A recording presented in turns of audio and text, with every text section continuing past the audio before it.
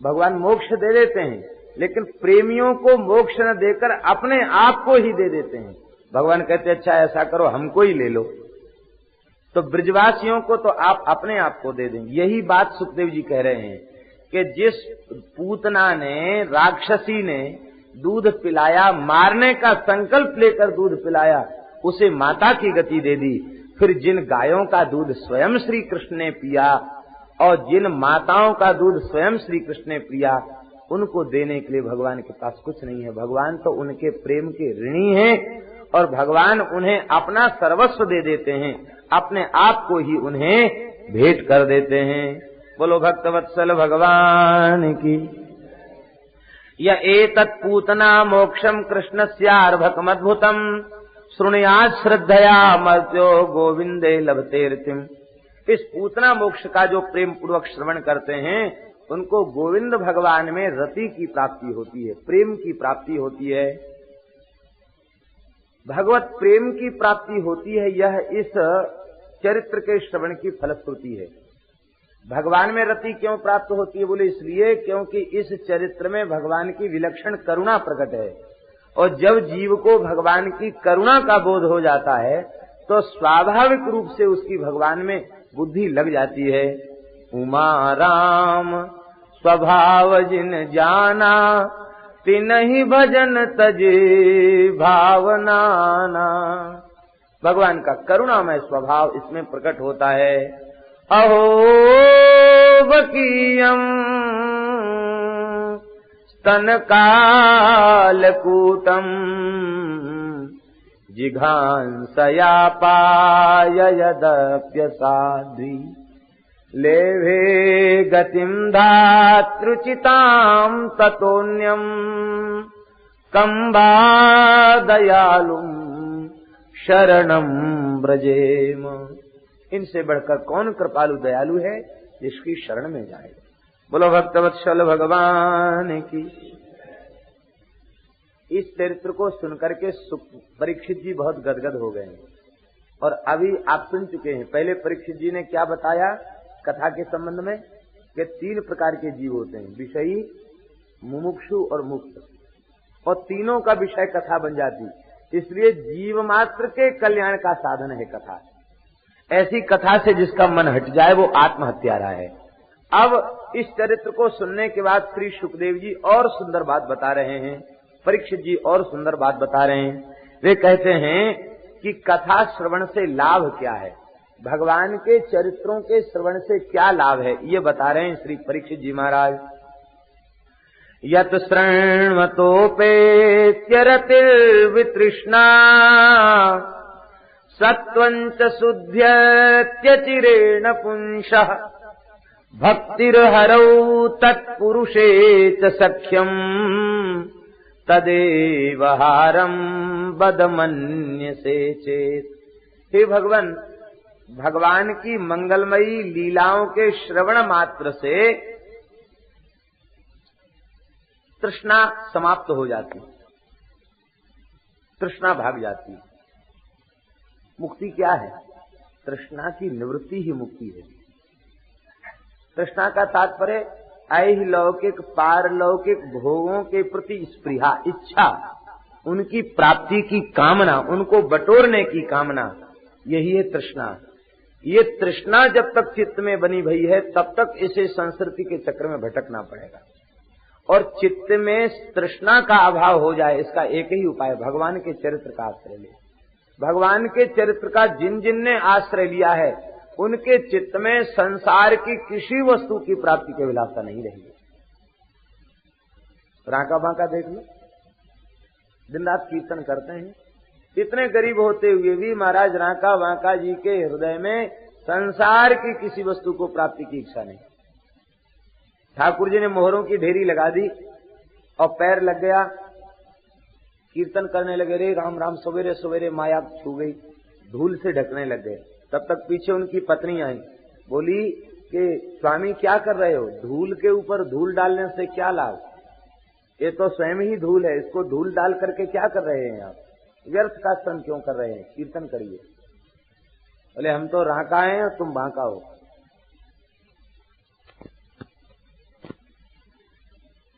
एक संत हो गए हैं सौराष्ट्र में, द्वारिका के क्षेत्र में। उनका नाम था श्री ईश्वरदास जी। गृहस्थ भक्त थे, चारण जाति के थे, इतने गरीब थे, उद्यम करते नहीं, भजन में ही लगे रहते, कीर्तन, चरित्र का चिंतन, लीला, इसी में लगे रहते। इतने गरीब हो गए कि घर में कुछ खाने को नहीं। और ठाकुर जी रोज आके उनकी गोद में बैठते, रोज नित्य आके गोद में बैठते, खेल करते, लीला करते, और रोज पूछते कि भगत जी क्या जरूरत है।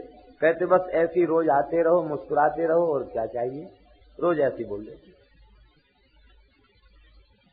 एक दिन आपकी पत्नी ने कहा कि आप ठाकुर जी से ऐसे ही बोल देते रोज के रोज, इन बच्चों को कैसे संतोष दें, ये भूख के मारे व्याकुल हो रहे हैं, 2 दिन से खाने को नहीं मिला।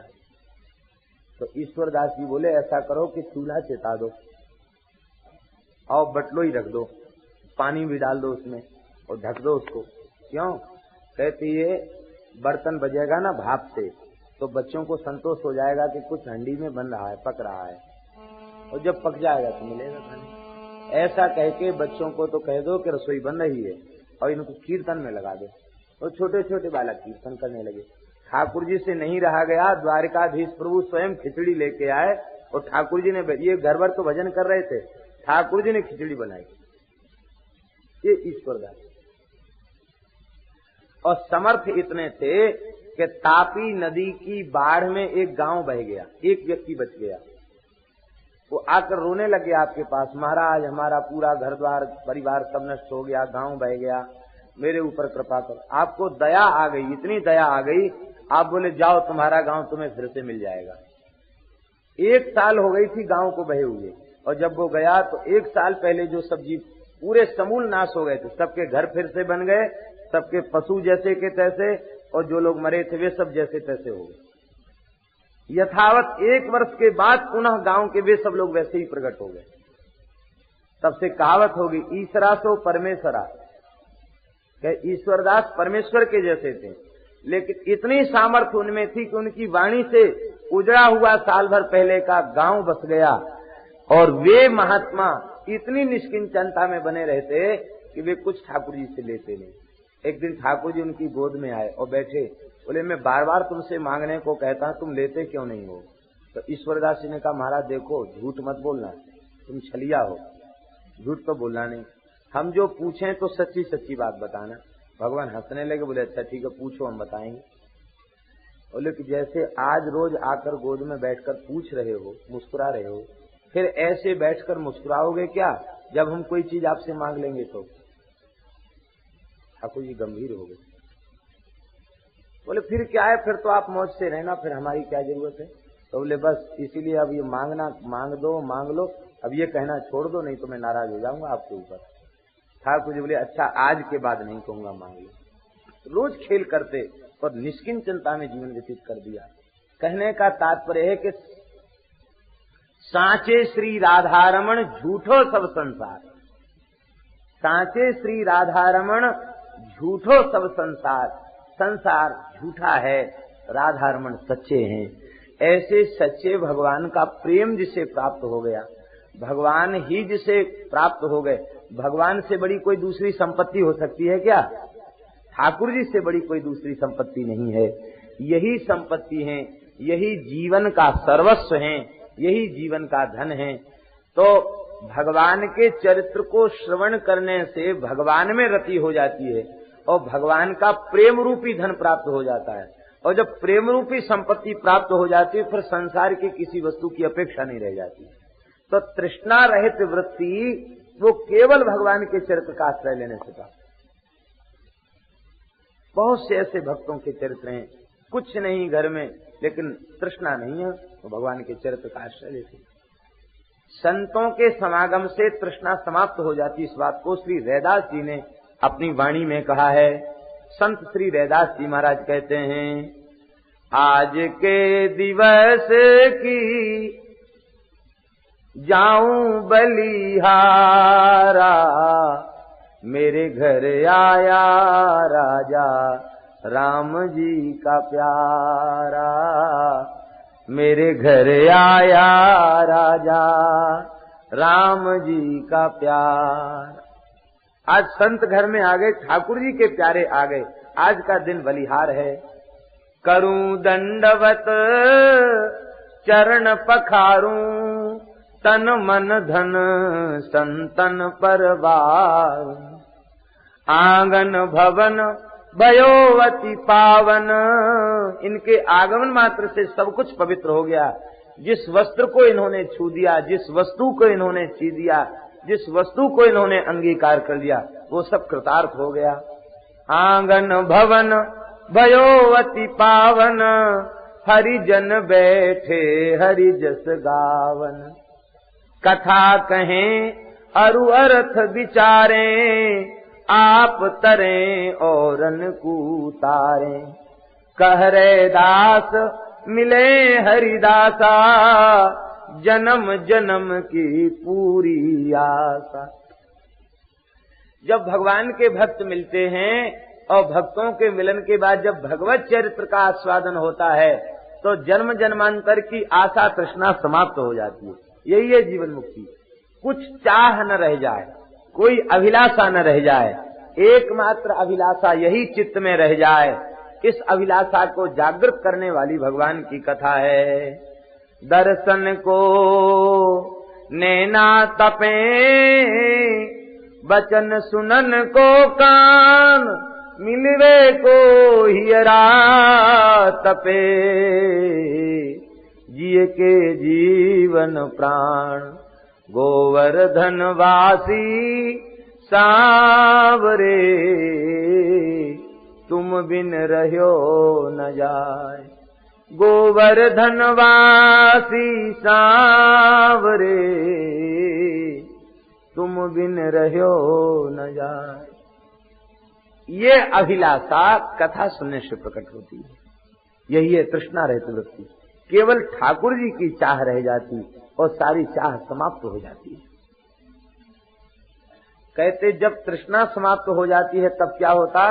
कहते सत्वंच शुद्ध्यत्य चिरेण पुंसा, उसमें जीव के चित्त की सद्य शुद्धि हो जाती है। जब तक किसी वस्तु की चाह है तब तक चित्त अशुद्ध है। चाह खत्म भई, चित्त शुद्ध हो गया। और जब चित्त शुद्ध हो जाता है तो भक्तिर हरऊ, भगवान में प्रेम प्रकट हो जाता है। अशुद्ध चित्त में प्रेम प्रकट नहीं होता, शुद्ध चित्त में प्रेम प्रकट होता है। बढ़िया से बढ़िया दूध हो, खट्टे बर्तन में रख दो तो फट जाएगा। तो पात्र ही कामना से अशुद्ध हो रहा है तो उसमें प्रेम को रखोगे तो वो भी फट जाएगा, टिकेगा नहीं। निष्काम हृदय में प्रेम टिकता है, टिकता नहीं, सुशोभित तो होता है।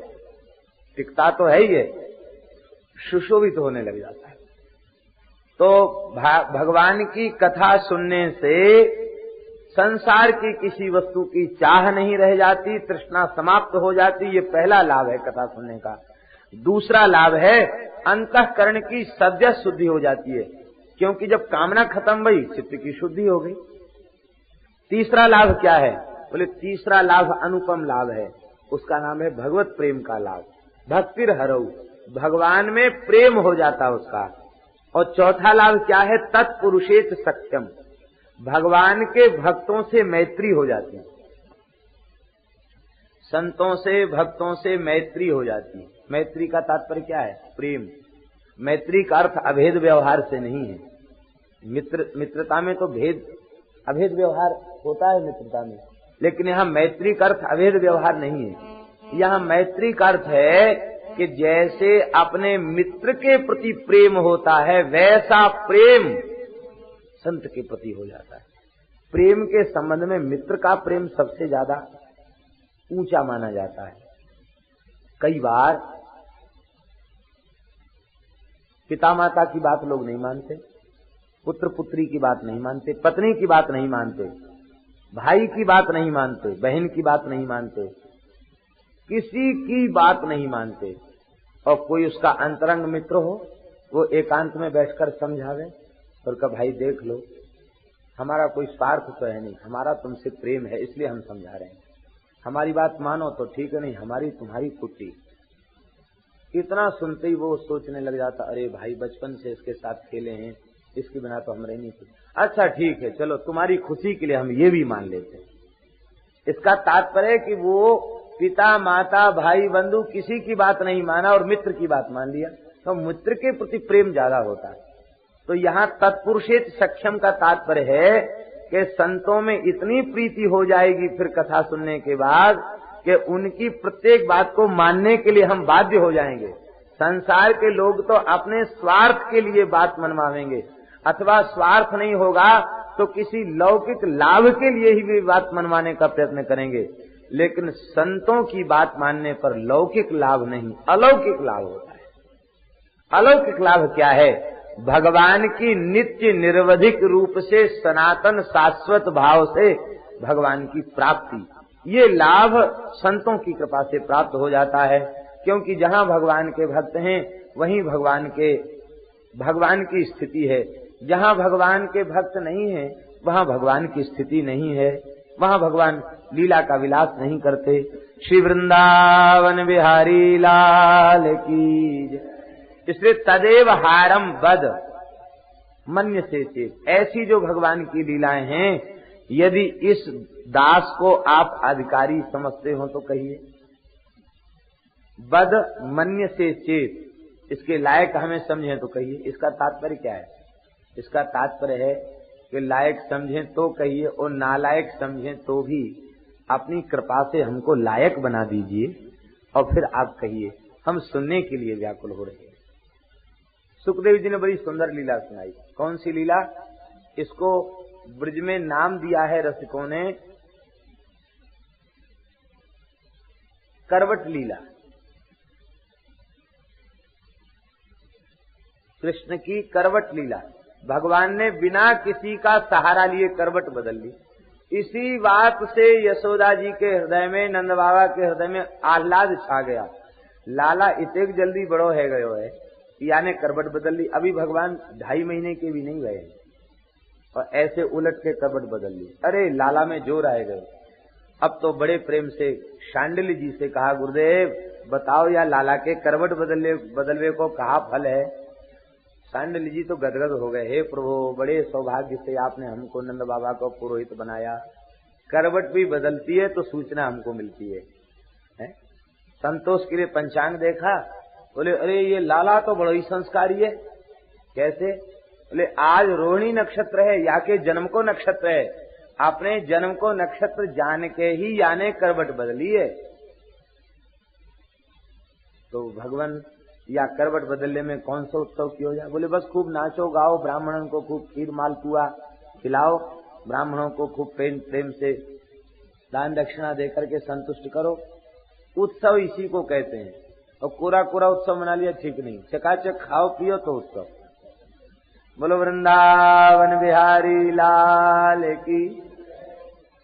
उत्सव का पता तभी तो लगेगा, खीर मालपुआ हो और खूब उल्लास हो, उत्सव हो, तब तो उत्सव। सूखा सूखा उत्सव ठीक नहीं। अब तो बड़े प्रसन्न होकर के नंद बाबा बड़े मनस्वी हैं। बाबा ने बालकृष्ण का अभिषेक किया है, सुंदर श्रृंगार किया है और राई नौन उतारी है भगवान की, और बड़े प्रेम से ब्राह्मणों ने अग्नियों में हवन किया है। और प्रादात अन्नम महागुणम, महागुणम अन्नम प्रादात, अति उत्तम अन्न का भोजन कराया। ये अति उत्तम अन्न का भोजन क्या है? तो टीकाकार इस संबंध में लिखते हैं कि सबसे उत्तम है खीर। वो खीर ऐसी नहीं थी, गोघृत पड़ी हुई, मेवा पड़ा हुआ, केसर पड़ी भई, जावित्री इलायची पड़ी भई, बढ़िया खीर, क्या कहना, हव्य गाढ़ी गाढ़ी खीर। उसमें शक्कर नहीं डाली गई थी, शहद ठंडी करके शहद में उसको सराबोर किया गया था। ऐसी खीर खाए खाए, मालपुआ खाए खाए ब्राह्मण ने आशीर्वाद दिए। हे बाबा, तुम्हारा लाला रोज दिन में 2-4 बार करवट बदले, हमारी तो यही कामना है।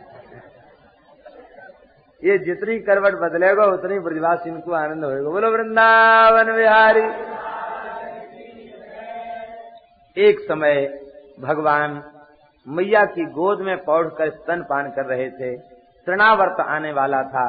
भगवान ने अपने शरीर के भार को बढ़ा दिया। अब तो मैया यह नहीं समझ सकी कि भार बढ़ गया भगवान का, उसने यही समझा कि देर से लाला गोद में है तो मेरा पैर सो गया है।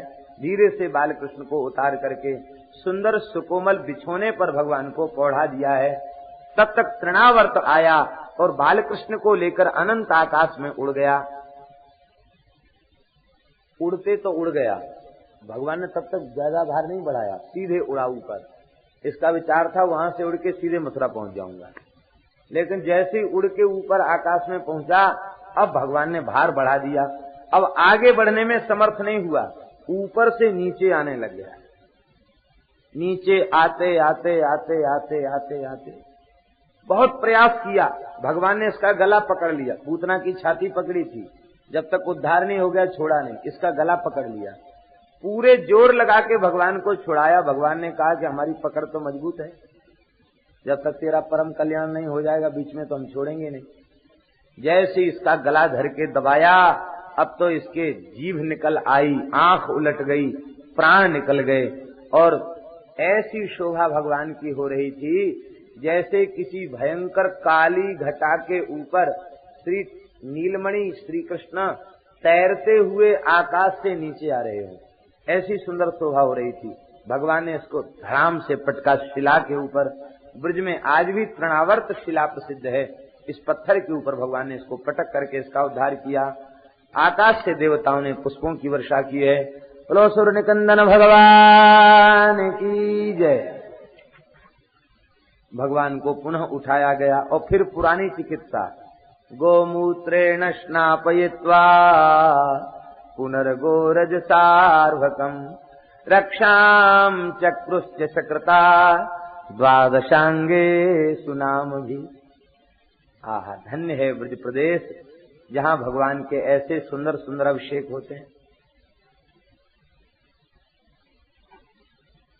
बाबा ने सभी ब्रजवासियों को बुलाया और एक बड़ी सुंदर बात कही। यह बाबा की बात हम सबको बहुत समझने योग्य बात है।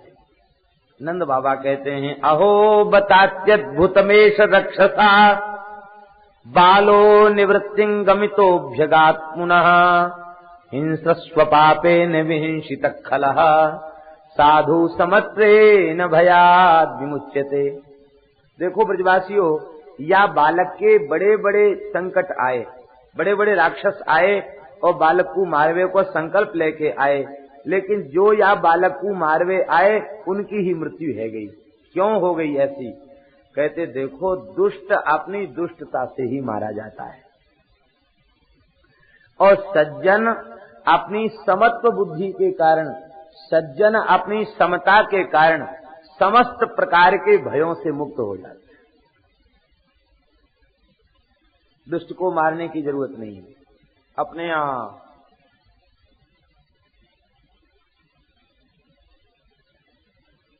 बहुत उग्रता कोई करने लग जाए तो अपने आप देखा होगा, सुना होगा आपने, एक से एक लोगों के नाम उठते हैं, ये बहुत बड़ा है, बहुत बड़ा है। साल 2 साल 4 साल 6 साल इसके बाद कोई ना कोई इसको मार देता है। और सज्जन पुरुष सरलता पूर्वक जीते हैं तो पूरा जीवन उनका आनंद में व्यतीत हो जाता है, उनके जीवन में कोई कष्ट नहीं आता। दुष्ट जैसे दुष्टता को नहीं छोड़ता, ऐसे ही साधु को साधुता का त्याग नहीं करना चाहिए। सज्जन पुरुष ने सज्जनता छोड़ दी और दुष्ट ने दुष्टता नहीं छोड़ी, तो मतलब क्या हुआ? इसका मतलब ये हुआ कि दुष्टता का रंग उसका पक्का है और हमारी सज्जनता का रंग कच्चा है। श्री प्रियादास जी महाराज ने तो इस संबंध में कहा है कि ये सिद्धांत जिसकी समझ में आ जाता है, क्या बोले, जैसे दुष्ट तजे दुष्टताना तैसे ही तजे साधु साधुताना। ये सिद्धांत जिसकी समझ में आ गया तो रीझ हैं रसिक नरेश हैं। ये सिद्धांत जिसकी समझ में आ जाता है उसके ऊपर रसिक नरेश रीझ जाते हैं। रसिक नरेश कौन है?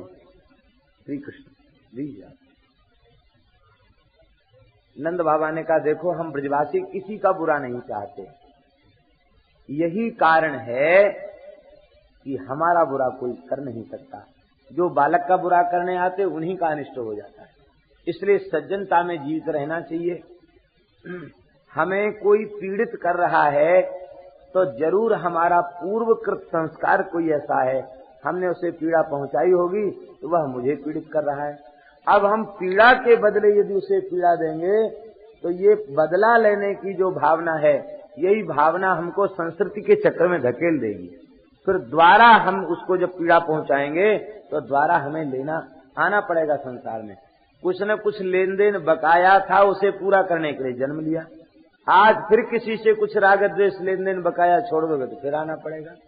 तो दुख में संसार में न आना पड़े, सदा सर्वदा के लिए भगवान के चरण कमल प्राप्त हो जाएं, इसके लिए बहुत सावधानी पूर्वक संसार में जीवित रहे। हम जो कुछ है उसे अपने ऊपर भोग लें और ऐसा कोई कर्म न करें कि द्वारा हमें संसार के चक्र में भटकना पड़े। ये अपने ऊपर है, अपने अधिकार की बात है। केवल सावधानी पूर्वक जीवित रहे तो ये संभव है।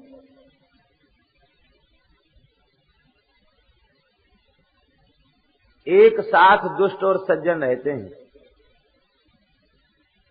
दुष्टों की संख्या ज्यादा होती है और सज्जन की संख्या कम होती है, लेकिन इसके बाद भी सज्जन सज्जनता में ही जीते हैं और दुष्ट अपनी दुष्टता नहीं छोड़ते, लेकिन सज्जन अपनी सज्जनता का त्याग नहीं करते। भगवान ने शरीर में ही सारे दृष्टांत घटित कर रखते हैं। देखो, दांत हैं दुष्ट कठोर हैं और जीव है सज्जन। वो दांतों के बीच में जीव रहती है कि नहीं? प्रेम से जीवन गुजार देती है जीव। और जीव जन्म के पहले ही मुख में होती है और मरते समय तक जीव में कोई विकृति नहीं, जीव मुख में रहती है।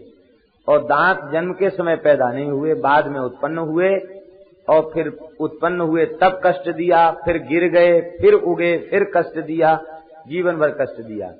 और जब बुढ़ापा आया, जब बहुत जरूरत थी दांत की कि चबा के खाए, शरीर में कुछ पुष्टि बढ़े, तब शरीर जैसी जर्जर हुआ कि दांत विदा हो गए।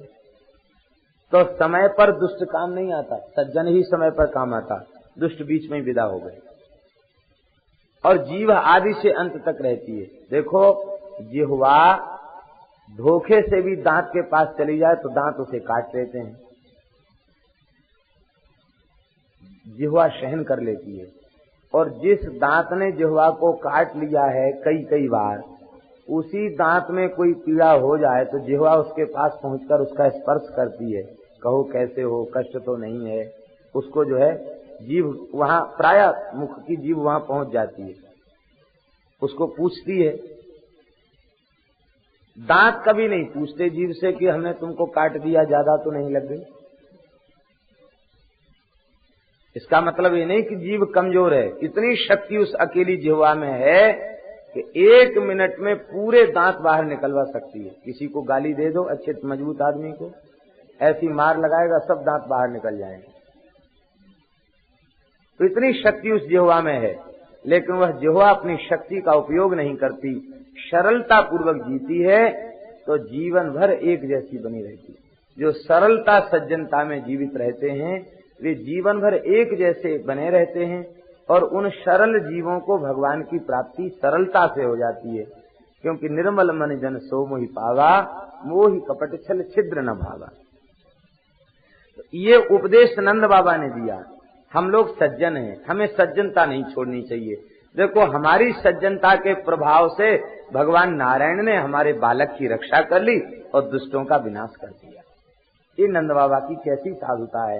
राजा हैं लेकिन दोष नहीं देखते, वे अपनी सज्जनता में ही जीवित रहते हैं। एक दिन की बात है, भगवान मैया यशोदा की अंक में पौढ़कर दूध पी रहे हैं, बड़ी सुंदर शोभा हो रही है। एकदार्भकमादाय स्वांकमारोप्य भामिनी प्रश्नुतं पाययामास स्तनम स्नेह परिप्लुता। बालकृष्ण को गोद में लेकर के और दूध पिला रही है। दूध पिला नहीं रही है, सुखदेव जी तो कहते प्रश्नुतम, दूध झर रहा है और भगवान पी रहे हैं। इतना वात्सल्य प्रकट हो रहा है कि दूध झर रहा है और भगवान के मुख में भी नहीं समा पा रहा है, इतना दूध झर रहा है। कुछ तो पी रहे और कुछ यहां से लकीर बन के दूध की झर रहा है। मैया की दाहिनी जंघा को गीला कर रहा है और वाम पयोधर से दूध झर रहा है, नीलमणि का अभिषेक हो रहा है। ऐसी सुंदर शोभा हो। कोई मन में सोचे कि ऐसा भी प्रेम होता क्या कि दूध झरने लग जाए, झरना जैसे, ऐसा संभव है क्या? संसार के लोग, इनकी बुद्धि तो केवल संसार तक सीमित है, ये कहां तक सोचेंगे। वस्तुतः जो भगवान श्री कृष्ण वात्सल्य गुण के समुद्र हैं, उन्हें वात्सल्य दे रही है यशोदा। ये विचार क्यों नहीं करते? वात्सल्य गुण के समुद्र को वात्सल्य दे रही है। यशोदा में कितना वात्सल्य होगा, अद्भुत वात्सल्य यशोदा के हृदय में है। इसलिए इस बात में शंका संदेह नहीं करनी चाहिए, यह यशोदा का दिव्य वात्सल्य है। चित्रकूट में एक माताजी रहती थी, बहुत भजन करती थी, उनमें इतना वात्सल्य था, अब वे नहीं है। उनका दर्शन कई संतों ने किया, जिन संतों ने उनका दर्शन किया उनके मुख से हमने सुना। ऐसी माताजी थी, उनको लोग सबरी माँ कहते थे, भजन करती थी। अग्गासी सिद्ध एक जगह है, वहां रहकर वो भजन करती थी, बहुत भजन आनंदी। तो किसी के ठाकुर जी को वो गोद में ले लेती तो ठाकुर जी कोमल हो जाते थे, इतना कोमल भाव निकली। एक महात्मा ने तो, रामचंद्र दास जी एक महात्मा, उन्होंने तो बताया कि वो शालिग्राम जी को ऐसे हाथ में लेती तो शालिग्राम जी ऐसे अंगूर ऐसे नरम होता ना, दबने वाला, ऐसे ठाकुर जी दबने लग जाते हैं। ऐसे छू देती तो चपटे हो जाते, ऐसे कर देती तो गोल हो जाती शालिग्राम जी। कोई तंत्र मंत्र नहीं था, वो इतना वात्सल्य था ठाकुर जी के प्रति उनको कि ठाकुर जी उनके वात्सल्य के कारण नरम हो जाते। लाल जी को नरम कर दिया। नंदगांव में हमने सुना है एक गौड़ीय संत रहते थे, वात्सल्य रस के उपासक, पावन सरोवर पर। तो वे बाल कृष्ण को थे पुरुष भाव में, लेकिन यशोदा के भाव से उपासना करते थे, और ठाकुर जी रोज उनकी अंक में पौड़ करके स्तनपान करते थे। भाव राज्य की बहुत ऊंची बातें हैं ये, सामान्य स्तर वाले बुद्धि के जो जीव हैं उनके द्वारा समझ पाना कठिन है। श्री यशोदा जी वात्सल्य सिंधु भगवान को वात्सल्य दे रही हैं, इसलिए उनमें इस प्रकार का वात्सल्य प्रकट हो रहा है कि दूध झर रहा है। कितनी देर तक दूध पिलाया? सवेरे दूध पिलाने बैठी है और दोपहर हो गया, दिन चढ़ आया और उन्हें होश ही नहीं है, इतने प्रेम में विह्वल होकर दूध पिला रही हैं और भगवान दूध पी रहे। अब जब दिन चढ़ आया तब यशोदा जी को होश आया कि इतनी देर रह गई लाला को दूध पिबामते भई, कहीं यह लाला को अपच न है जाए। जैसी मैया के हृदय में शंका भई, ठाकुर जी ने दूध पीना बंद कर दिया। अयोध्या में एक माता जी थी जिनका 9 वर्ष तक कनक भवन बिहारी सरकार ने दूध पिया, साक्षात। कि जब मानसी सेवा में बैठती तो ठाकुर जी प्रत्यक्ष पौड़ जाते उनकी गोद में और दूध पीने लग जाते। एक दिन ठाकुर जी बोले कि मैया हमको विवाह की इच्छा हो रही है, अब हमारा विवाह करा दो। बोले अभी तो दूध पीना नहीं छोड़ा, विवाह कैसे करा दें? बोले अब छोड़ दूंगी दूध। अब छोड़ दिया दूध पीना, उसके बाद फिर दूध नहीं पिया। तो उनके जो ठाकुर जी थे उनका उन्होंने विवाह कराया और घर में उनकी बड़ी सुंदर सेवा पूजा, अपने हाथ से ठाकुर जी को भोग बनाती, 100 वर्ष की आयु में भी भोग लगाती। तो हमने माताजी से पूछा, उनकी माताजी आपके कोई सेवा में नहीं है, आप अकेले काम करती हैं? कहती नहीं, हमारे 4 लड़का हैं, 4 बहुएं हैं हमारी। राम लक्ष्मण भरत शत्रुघ्न 4 लड़के हैं और सीता मांडवी उर्मिला और सुकृति 4 हमारी बहुएं हैं।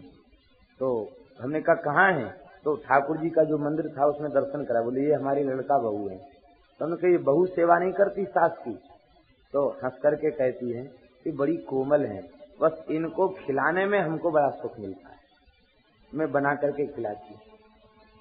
अभी ज्यादा दिन नहीं हुए, 1 वर्ष अभी पूरा नहीं हुआ, जानकी नवमी के अवसर पर उन्होंने देह का त्याग किया और उनका संस्कार करने जब सरयू जी के तट पर ले गए तो सरयू जी से दूर उनका शरीर रखा था और जब उनका संस्कार किया गया तो उस समय जहां से शरीर चला, वैशाख में कितनी गर्मी होती है, और जहां उनकी कुटिया से उनका शरीर तक गया, बादल छाया करते हुए शरीर तक गया। जो भी संस्कार में गए किसी को धूप नहीं लगी, सबके ऊपर छाया। ये चमत्कार अभी 1 वर्ष नहीं हुआ पूरा, वैशाख में 1 वर्ष पूरा होगा। और जब उनके शरीर को रखा गया तो शरीर का संस्कार हो गया। और अब ये था कि हमारे ब्रज में या अवध में शरीर संस्कार करके अस्थि चयन नहीं करते हैं, क्योंकि तीर्थ से अस्थि कहाँ ले जाना, तो जल में ही उसको, यमुना जी या शरीर जी में ही उसको डाल दें। तो चिता को बुझावें और उनको शरीर जी में विसर्जित करें, ये सोच ही रहे थे लोग।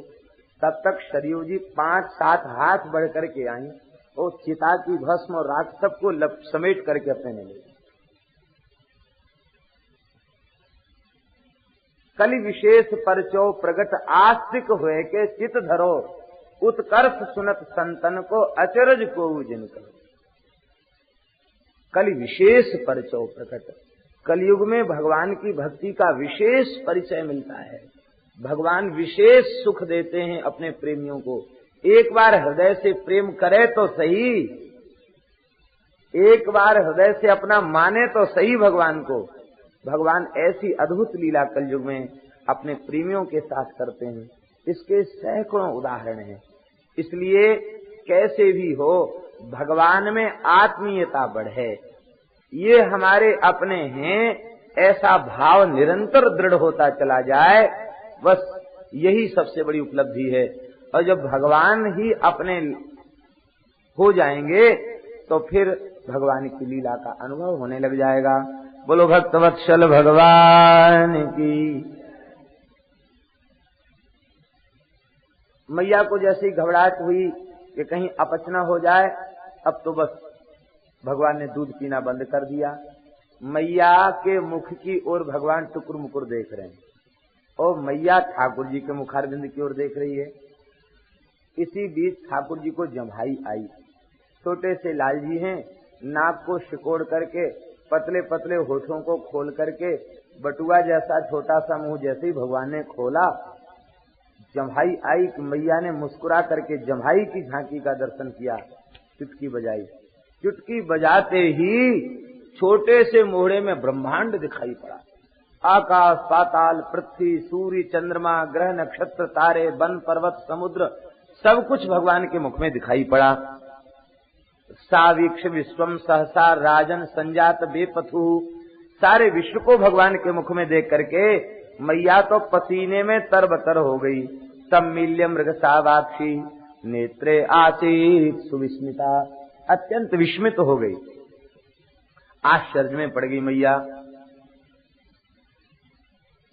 भगवान ने देखा मैया तो ज्यादा डर गई, तो भगवान ने किलकारी भरी, और जैसे ही भगवान ने किलकारी भरी, बस भगवान के किलकारी भरती मैया ने नेत्र खोले और लाल जी का दर्शन किया तो पुराने दृश्य को वो भूल गई। भगवान की मुस्कान में माया है। भगवान ने मुख में ब्रह्मांड का दर्शन क्यों कराया? मुख में ब्रह्मांड का दर्शन इसलिए कराया कि मैया तू चिंता कर रही है कि या दूध से कहीं अपच न है जाए, अजीर्ण न है जाए।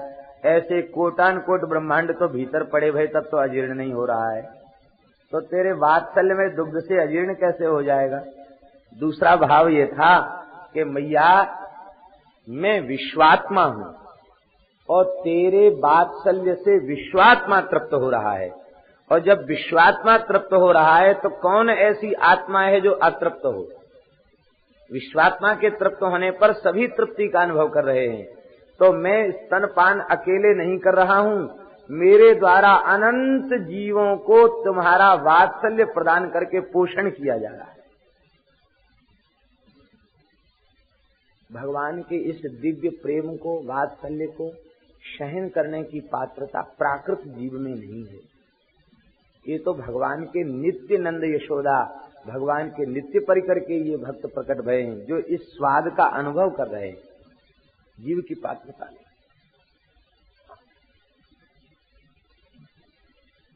एक संत बिहार कुंड पर बरसाने में निवास करते थे, मानसी सेवा करते थे, मानसी में लीला चिंतन करते थे, लीला चिंतन था उनका मुख्य उपासना।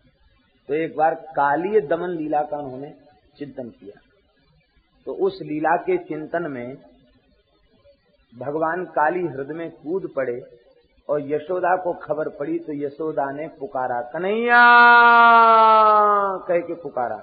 वो पुकार उनकी कान में मानसी में पड़ी, तो वे मूर्छित हो गए। 3 दिन के बाद उनकी मूर्छा दूर हुई। तो उन संत ने कहा कि उस पुकार को सुनकर हमारी ये दशा हो गई, फिर वह विरह झेलने में प्राकृत जीव कहाँ समर्थ है। ये तो नंद यशोदा ब्रजवासी ये सब उस प्रेम को झेलने में समर्थ हैं, साधारण प्राकृत जीव उसको झेलने की सामर्थ्य। दिव्य प्रेम है श्री यशोदा जी का। भगवान ने यशोदा के ऊपर कृपा की है। श्री बालकृष्ण लाल की जय। गर्गः पुरोहितो राजन यदूनां सुमहातपा ब्रजम जगाम नंदस्य वसुदेव प्रचोदिता। वसुदेव से प्रेरित होकर के श्री गर्ग जी महाराज नंद ब्रज में पधारे हैं। गर्ग जी को देख करके श्री नंद बाबा ने चरणों में प्रणाम किया। यहाँ सुखदेव जी कहते हैं, तम दृष्ट्वा परम प्रीतः प्रत्युत्थाय कृतांजलि आनर्चा धोक्षज धिया प्रणिपात पुरुषरम।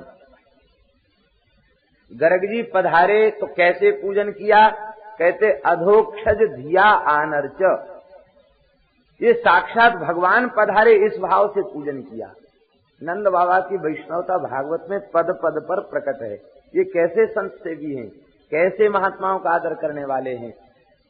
यह शिक्षा बाबा ने प्रदान की। सौभाग्य से कोई भगवान के भक्त, कोई ब्राह्मण, कोई संत हमारे घर पर पधारे तो हमें क्या अनुभव करना चाहिए, बोले इस रूप में आज भगवान ने ही कृपा की है।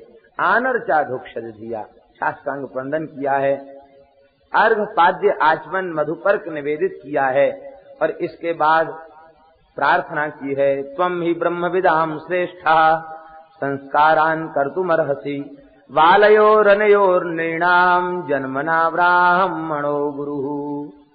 आप वेदज्ञ महापुरुषों में श्रेष्ठ हैं, आप कृपा करके इन दोनों बालकों का नामकरण संस्कार करा दें, क्योंकि ब्राह्मण तो जन्म से ही सबका गुरु होता है। जन्मना ब्राह्मणो गुरु।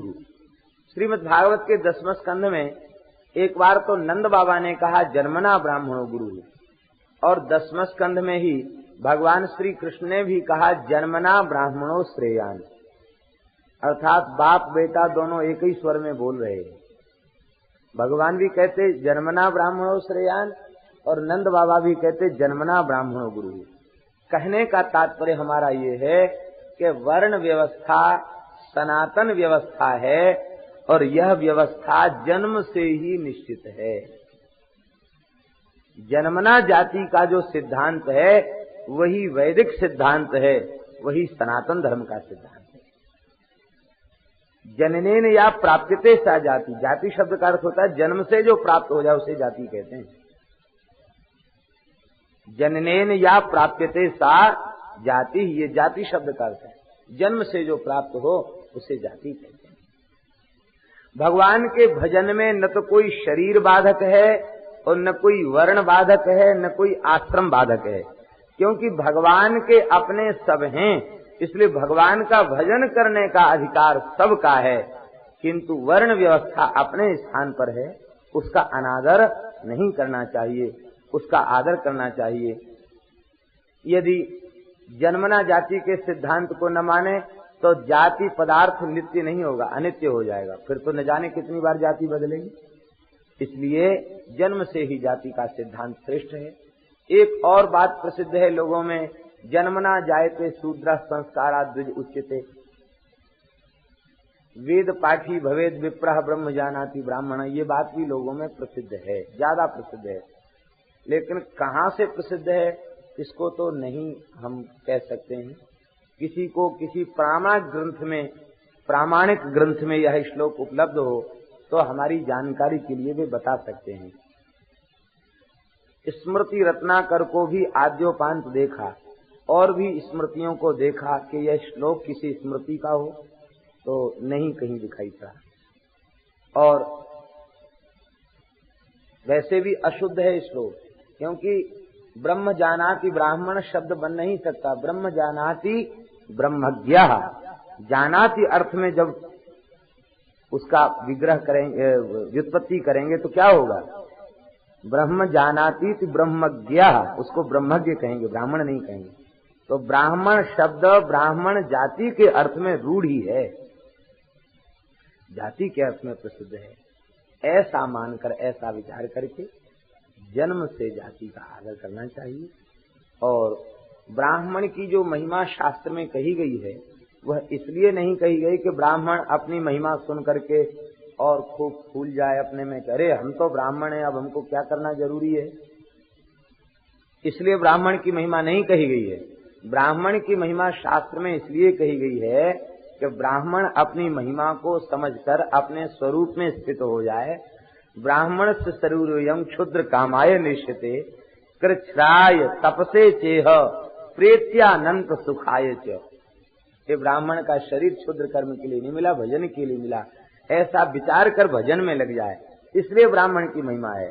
और दूसरे लोग वे ब्राह्मण को भगवान की विभूति मानकर उसका अनादर न करें, उसका आदर करें, इसके लिए ही ब्राह्मण की महिमा का वर्णन किया गया। और वस्तुतः भगवान की भक्ति की महिमा तो अपनी अपूर्व महिमा है।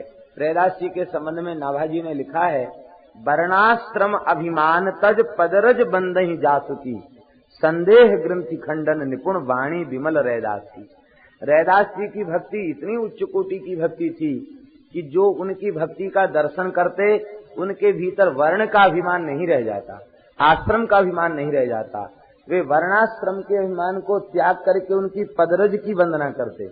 इसका तात्पर्य है कि वे तो इतने विनम्र थे कि किसी को झुकने ही नहीं देते, लेकिन लोगों की श्रद्धा इस प्रकार की उनमें हो गई थी कि जब वे प्रेम में उन्मत्त होकर कीर्तन करते हुए गंगा स्नान के लिए चलते, तो जिसके द्वार से वे चले जाते, वे उस रज को मस्तक पर चढ़ाते थे। हमें भी भगवान का प्रेम प्राप्त हो गया।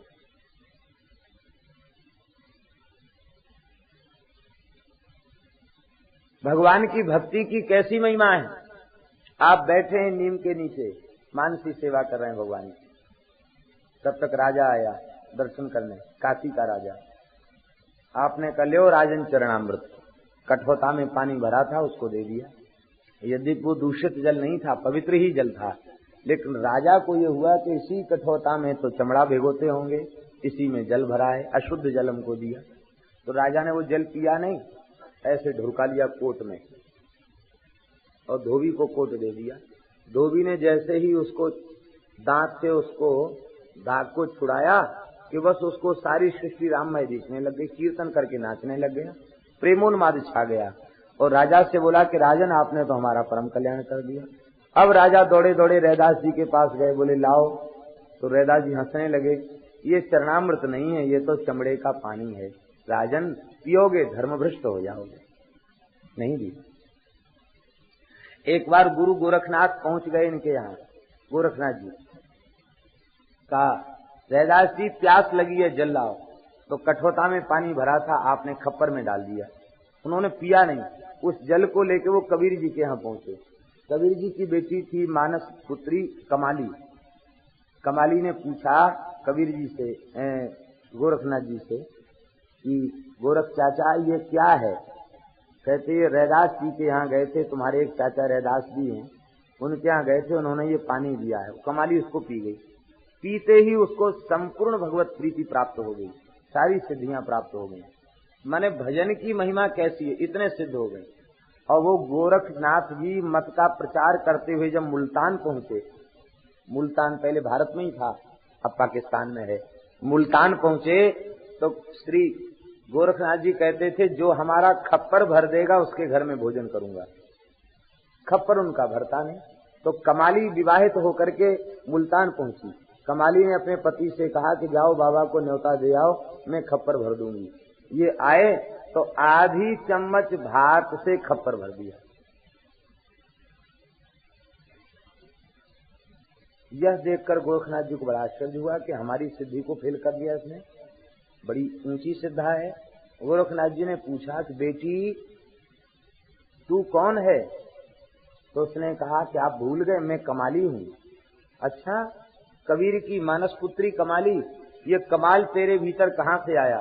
बोले बाबा ये मेरा कमाल थोड़ी है, वो तो रैदास जी का जो जल लेके आए थे आप उसको पी लिया, तब से सारे कमाल हमारे भीतर आ गए, सारे चमत्कार हमारे भीतर आ गए।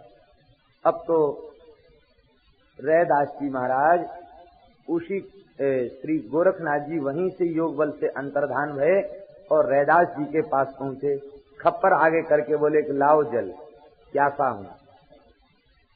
तो इतने त्रिकालदर्शी थे रैदास जी के, मुस्कुरा करके उन्होंने कहा प्याते थे तब पिया नहीं, जब प्रसन्न होकर पिला रहे थे तब पिया नहीं। प्याते थे तब पिया नहीं, जिन पिया पिया को जान लिया, जिसने पी लिया उसको प्रियतम मिल गए। जब प्याते थे तब पिया नहीं, जिन पिया पिया को जान लिया, भूला जोगी फिरे दीवाना, वह पानी मुल्तान गया। अब यहाँ नहीं है पानी, कमाली के साथ मुल्तान चला गया। इस चरित्र के स्मरण का तात्पर्य यह है कि भजन की इतनी महिमा है कि नीच से नीच कुल में उत्पन्न होकर भजन में लग जाए तो उसकी सर्वोच्च महिमा हो जाती है, वह सबसे ऊपर उठ जाता है। लेकिन यह बात अपने स्थान पर है और सनातन धर्म की वर्ण व्यवस्था अपने स्थान पर है। वर्ण व्यवस्था का पालन करते हुए भजन करते हैं, उनके ऊपर भगवान प्रसन्न होते हैं। इसलिए भगवान की बनाई हुई व्यवस्था का तिरस्कार नहीं करना चाहिए। श्री वृंदावन बिहारी। गर्ग जी ने कहा कि हम यदुवंशियों के आचार्य हैं, हम बालकों का नामकरण संस्कार कराएंगे तो कंस को भ्रम हो जाएगा कि ये बालक कहीं नंद कोई वसुदेव जी के तो नहीं है, आपके बालकों की सुरक्षा संकट में पड़ जाएगी। यह बात सुनकर के श्री नंद बाबा ने कहा नामकरण तो आपके ही द्वारा होगा। श्री वृंदावन बिहारी, नामकरण तो आपके ही द्वारा होगा, भले ही एकांत में नामकरण संस्कार हमको कराना पड़े। अलक्षितोस्मिन रहसी मामकई अपि गोब्रजे, कहाँ होगा? कहते गौशाला में नामकरण संस्कार होगा, चोरी छिपे होगा। कैसी सुंदर लीला है ठाकुर जी की, चोरी छिपे नामकरण संस्कार होगा, क्योंकि माखन चोरी लीला ही मुख्य लीला भगवान को करनी है, इसलिए नामकरण भी चोरी चोरी हुआ। संक्षिप्त रीति से पीठ की स्थापना करके नामकरण संस्कार का शुभारंभ हुआ। गर्ग जी ने कहा अयं ही रोहिणी पुत्रो रमयन सुहृदो गुणैहि आख्यास्यते राम इति बलाधिक्यात् बलम विदुः। यह जो रोहिणी नंदन है, यह अपने गुणों से सबको रमण कराने वाला होगा, इसलिए इनका नाम राम होगा। बल में इनसे अधिक कोई श्रेष्ठ नहीं है, इसलिए इनका नाम बल होगा। यदुवंशियों को ये भगवान के निकट पहुंचा देंगे, इसलिए इनका नाम संकर्षण होगा। जीवों को खींचकर भगवान की चरण सन्निधि प्रदान कराने के कारण इनका नाम संकर्षण होगा। और यशोदा ये जो 13 लाला है, या के तो प्रत्येक युग में अवतार हुए हैं। पहले शुक्ल वर्ण, फिर रक्त वर्ण, फिर पीत वर्ण। इदानीम कृष्णताम गतः, इस समय यह कृष्ण वर्ण में प्रकट हुए हैं। कुछ विद्वान वृंदावन में ऐसा कहते हैं कि शुक्लावतार सतयुग का है, रक्तावतार त्रेता का है, क्योंकि एकादश स्कंद में जो स्वरूप वर्णन है वहां भगवान का हिरणमय अवतार त्रेता का कहा गया। और द्वापर का अवतार कृष्ण अवतार है। फिर पीत किसे कहा गया? पीत इदानीम शुक्लो रक्तस तथा पीत इदानीम कृष्ण तांगता, तो पीत किसे कहा गया?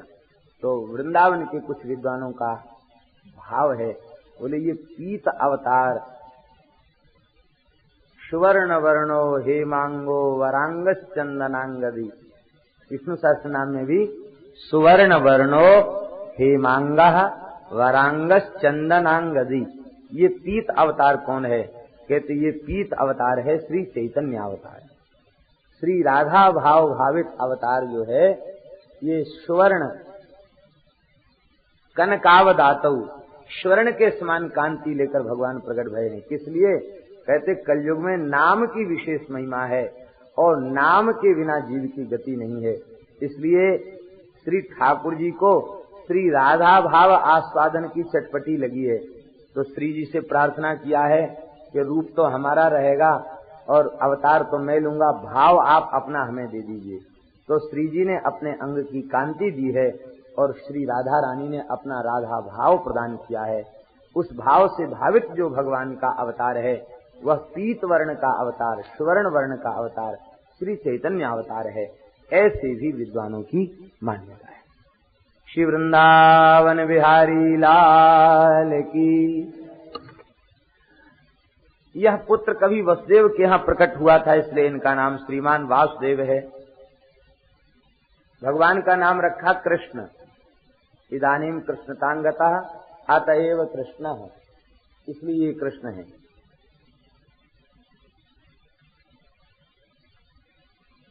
गर्ग जी ने कहा कहाँ तक कहें, तुम्हारे बालक के इतने नाम रूप हैं कि उनको मैं जानता हूँ, सब लोग उसको नहीं जानते हैं। बहूनि संति नामानि रूपाणि च सुतस्यते गुण कर्मानुरूपाणि तान्यहं वेद नो जना। गुण और कर्म के अनुरूप इतने नाम रूप इनके हैं कि तानि अहम वेद, हम जानते हैं, नो जना, सब लोग इतना भी नहीं जानते। ब्रज के कुछ प्रेमी संत, वात्सल्य के उपासक संत, इसका एक बड़ा मधुर अर्थ करते हैं इस श्लोक का। यद्यपि संस्कृत अर्थ करेंगे तो यह अर्थ नहीं निकलेगा, लेकिन हिंदी अर्थ करते हैं। क्या बोले, जब गर्ग जी नामकरण संस्कार करने लग गए तो जसोदा जी ने कही, रोहिणी बहन, ये पंडित जी बड़े विद्वान मालूम पड़ते हैं। और ये बोले विद्वान, त्रिकालदर्शी हैं, ज्योतिष का इनसे बड़ा पंडित इस धरती पर कोई दूसरा नहीं है। तो जसोदा जी बोली कि लाला हमारा है तो नाम तो हम अपने आप धर लेंगे। जब ये एक बड़े ज्योतिषी हैं तो नाम तो हम धर ही लेंगे। पहले ये बतावें, या लाला के अनुरूप बहू मिलेगी कि नहीं। अभी नामकरण संस्कार हो रहा, मैया को बहू की चिंता हो गई। इतना सुंदर छोटो सो लाला है, या के अनुरूप बहू मिलेगी कि नहीं। कहती यशोदा जी के मन की बात गर्ग जी समझ गए। रस का अर्थ है बहूनि संति। अरे मैया तू चिंता क्यों करे, एक बहू दो बहू नहीं, बहुत सी बहुएं हैं यहाँ की। 16,108 तो सब दुनिया में प्रसिद्ध हैं, और फिर जितनी भुजांगनाएं हैं सब यहाँ की बधू ही हैं। बहूनि संति नामानि रूपाणि, बहुत नाम बहुत रूप वाली बहुएं यहाँ की हैं। सुतस्य तेरे पुत्र की। तानि अहम वेद, मैं जानता हूँ, क्योंकि यहीं से मैं द्वारिका तक की लीला देख रहा हूँ, इसलिए तानि अहम वेद, हम सबको जानते हैं। नो जना, ये सब ब्रजवासी भोरे भारी इस बात को नहीं जानेंगे। तो अनंत विवाहों के संकेत दिए, ऐसा एक रसमय अर्थ भी कुछ लोग कुछ संत करते हैं। श्री वृंदावन बिहारी लाल की। जो इस बालक में प्रेम करेंगे वह निर्भय हो जाएंगे। कैसे? कहते जैसे भगवान के चरणाश्रित विष्णु भगवान के आश्रय में पहुंचकर देवता निर्भय हो जाते हैं, ऐसे इनके आश्रय में पहुंचकर के जीव निर्भय हो जाएंगे।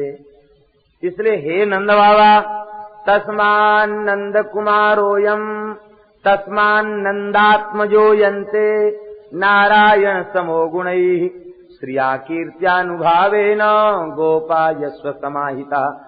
इसलिए हे नंद, तुम्हारा यह आत्मज नारायण के समान गुण वाला है।